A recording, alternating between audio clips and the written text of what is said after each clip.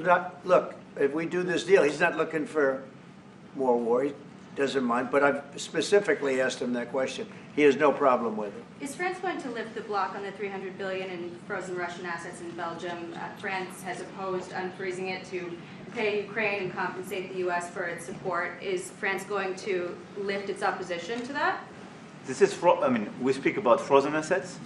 We already used them to back precisely the loans negotiated at the G7. And it's part of the sanctions, so it will depend on the follow-up of the discussions.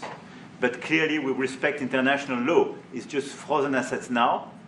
You can take the proceeds of the frozen assets, but you cannot take the assets themselves because it's not respecting international law, and we want to respect international law. How is one different than the other? If you can take the proceeds from it, how can you not take Because it's very different. You keep the assets, you take the proceeds because they are paralyzed in a certain way. You take the proceeds during the wartime, but you keep the assets, and it's part of the negotiation at the end of the war.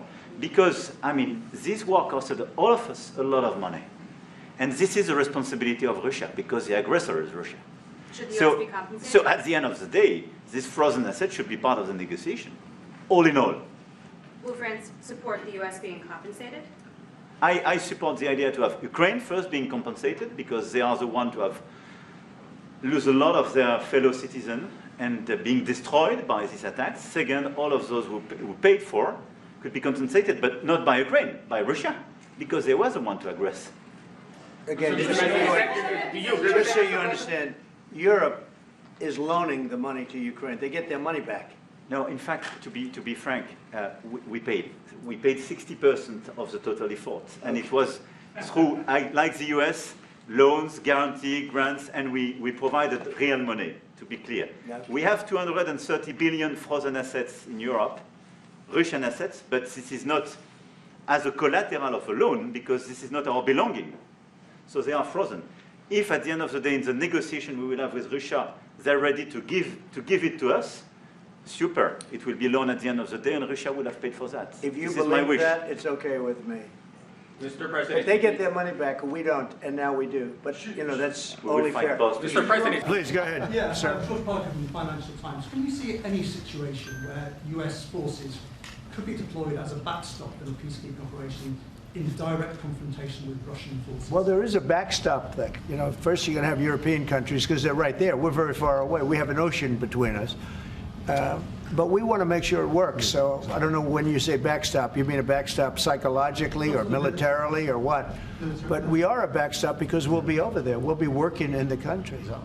We're going to be, that's a great thing economically for them because, when you talk about economic development, we're going to have a lot of people over there. So we'll be working in the country. So I just don't think you're going to have a problem. I think when we have an agreement, you can say whatever you want about security, who's going to do it, and that's going to be a very pleasant conversation. The hard conversation is, will we have an agreement? And I think the answer is yes. I think Russia will agree, and I really believe Ukraine will agree also. So will you discuss AUKUS as well? Just to follow up on that, if British troops are in Ukraine keeping the peace and get attacked by Russia, will you come to their aid? If the British people are in Ukraine and they get attacked, If British soldiers in Ukraine. I've always found about the British, they don't need much help. They can take care of themselves very well. You know what? No, it sounds like it's evasive, but it's not evasive. The British have been incredible soldiers, incredible military, and they can take care of themselves. But if they need help, I'll always be with the British, okay? I'll always be with them. But they don't need help. You look at their career. You have done very well over the years, haven't you? We have. I'm very proud of our country. And but we've also always been there backing each other up between our two countries. That is why this is the greatest alliance for prosperity and security I think the world has ever seen. Whenever necessary, we've absolutely backed each other up, and that's at the core. Could you take on Russia by yourselves? Well, well, if I didn't align myself with both of them, you'd never have a deal. You want me to say really terrible things about Putin and then say, hi, Vladimir, how are we doing on the deal? That doesn't work that way. I'm not aligned with Putin. I'm not aligned with anybody. I'm aligned with the United States of America. And for the good of the world, I'm aligned with the world.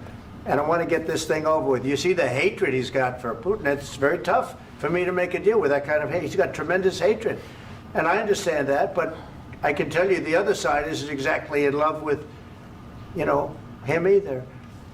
So it's not a question of alignment. I'm aligned with the world. I want to get the thing set. I'm aligned with Europe. I want to see if we can get this thing done. You want me to be tough? I could be tougher than any human being you've ever seen. I'd be so tough. But you're never going to get a deal that way. So that's the way it goes. All right, one more question. Hey, I want to respond to this. So look, for 4 years in the United States of America, we had a president who stood up at press conferences and talked tough about Vladimir Putin, and then Putin invaded Ukraine and destroyed a significant chunk of the country. The path to peace and the path to prosperity is maybe engaging in diplomacy. We tried the pathway of Joe Biden of thumping our chest and pretending that the President of the United States' words mattered more than the President of the United States' actions. What makes America a good country is America engaging in diplomacy. That's what President Trump is doing. Can I ask you? Sure. Yeah? Yeah. Okay. So he occupied our parts, big parts of Ukraine, part of East and Crimea. So he occupied it on 2014. So during a lot of years, so I'm not speaking about just Biden, but those time was Obama, then President Obama, then President Trump, then President Biden, now President Trump, and God bless, now President Trump will stop him. But during 2014, nobody stopped him. He just occupied and took.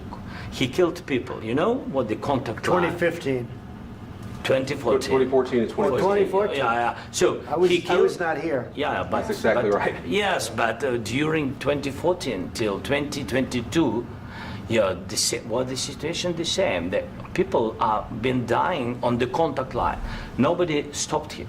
You know that we had conversations with him, a lot of conversation, my bilateral conversation, and we signed with him, me, like a new president. In 2019, I signed with him the deal. I signed with him, Macron and Merkel, we signed ceasefire. Ceasefire. All of them told me that he will never go. We signed him with gas contract. Gas contract. Yes, but after that, he broken this ceasefire. He killed our people and he didn't exchange prisoners. We signed the exchange of prisoners, but he didn't do it. What kind of diplomacy, JD, you are speaking about? What do you mean? I'm talking about the kind of diplomacy that's going to end the destruction of your country. Yes, but if you Mr. are President, not Mr. President, with respect, I think it's disrespectful for you to come into the Oval Office and try to litigate this in front of the American media. Right now, you guys are going around and forcing conscripts to the front lines because you have manpower problems. You should be thanking the President for trying to bring an end to this conflict. Have you ever been to Ukraine that you say what problems we have? I have been to. Come once. I've actually watched and seen the stories, and I know what happens is you bring them on a propaganda tour, Mr. President.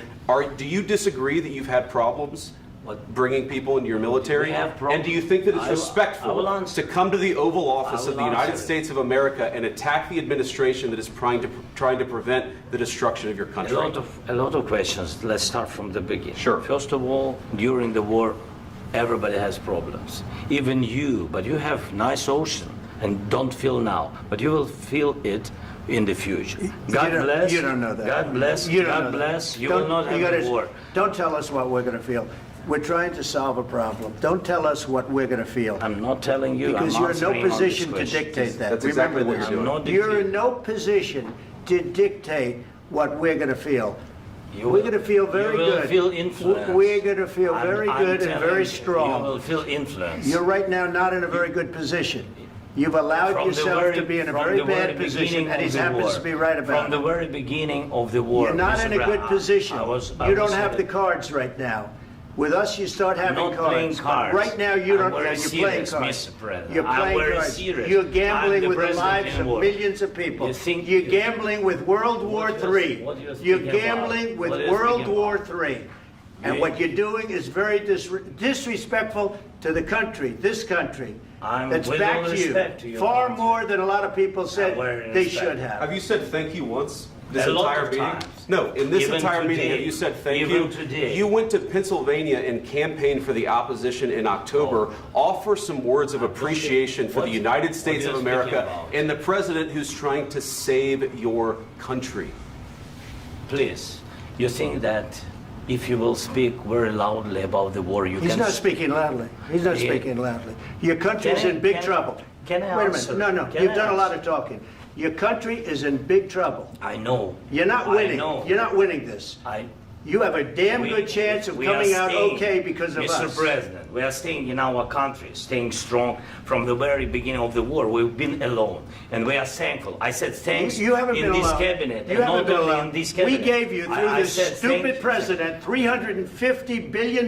You voted We gave for you your military president. equipment, You and you voted men for are your brave, president. but they had to use our military. What about we are If speaking? you didn't have You our invited military me- equipment, you invited if me you to didn't speak. have our military equipment, this war would have been over in 2 weeks. In 3 okay? days, I heard it from Putin. In 3 days, this is something Maybe new. less. In 2 weeks, of course, yes. It's going to be a very hard thing to do business like this. I Again, tell you. just say thank you. I said a lot of times thank you to American people. Accept that there are disagreements, and let's go litigate those disagreements rather than trying to fight it out in the American media when you're wrong. We know that you're wrong. But you see, I think it's good for the American people to see what's going on. I understand, sir. I think it's I very understand. important. That's why I kept this going so long. You have to be thankful. You don't have the I'm cards. thankful. You're buried there. Your people are dying. tell you You're again, running I low know. on soldiers. Don't- Listen, don't, please, you're running Mr. low President. on soldiers. It would be a damn good thing. Mr. And then President. then you tell us, I don't want a ceasefire. I don't want a ceasefire. I want to go and I want this. Look, if you could get a ceasefire right now, I tell you, you take it so the bullets stop flying and your men stop getting killed. Of course, we want to stop the war. But you're I saying said- you don't want a ceasefire. But I said to you, I want a with ceasefire. guarantees. Because you'll get a ceasefire faster than an agreement. Ask our people about ceasefire, what they think. That wasn't doesn't with matter me. for you what- That what wasn't this with me. means. It That was wasn't with with a you. guy named Biden who was not a smart person. But this That is was your, with, this that was is with your Obama. president. It was your president. Excuse me. That was with Obama, who gave you sheets, and I gave you javelins. Yes. I gave you the javelins to take out all those tanks. Obama gave you sheets. In fact, the statement is Obama gave sheets and Trump gave javelins. You got to be more thankful, because let me tell you, you don't have the cards. With us, you have the cards. But without us, you don't have any cards. One more question to Mr. Vice President. I'm sorry. It's going to be a tough deal to make, Um, because the attitudes have to change. what if Russia breaks ceasefire? What if Russia breaks peace talks? What do you do then? I understand that it's a heated conversation right now. What are you but saying? what if She's asking, what if Russia Putin breaks the breaks ceasefire? What if anything? What if a bomb drops on your head right now? But they have Okay? broken What if they ceasefire broke it? many I don't know. They broke it with Biden because Biden, they didn't respect him. They didn't respect Obama. They respect me. But what- Let me tell you, Putin went through a hell of a lot with me. He went through a phony witch hunt where they used him and Russia. Russia. You ever hear of that deal? That was a phony Hunter Biden, Joe Biden scam. Hillary Clinton, Shifty Adam Schiff. It was a Democrat scam. And he had to go through that. And he did go through it. We didn't end up in a war. And he went through it. He was accused of all that stuff. He had nothing to do with it. It came out of Hunter Biden's bathroom. It came out of Hunter Biden's bedroom. It was disgusting. And then they said, oh, the laptop from hell was made by Russia. The 51 agents. The whole thing was a scam. And he had to put up with that. He was being accused of all that stuff. All I can say is this. He might have broken deals with Obama and Bush, and he might have broken them with Biden. He did, maybe. Maybe he didn't. I don't know what happened. But he didn't break them with me. He wants to make a deal. I don't know if you can make a deal. The problem is, I've empowered you to be a tough guy. And I don't think you'd be a tough guy without the United States. And your people are very brave. But you're either going to make a deal or we're out. And if we're out, you'll fight it out. I don't think it's going to be pretty, but you'll fight it out. But you don't have the cards. But once we sign that deal, you're in a much better position. But you're not acting at all thankful. And that's not a nice thing. I'll be honest, that's not a nice thing.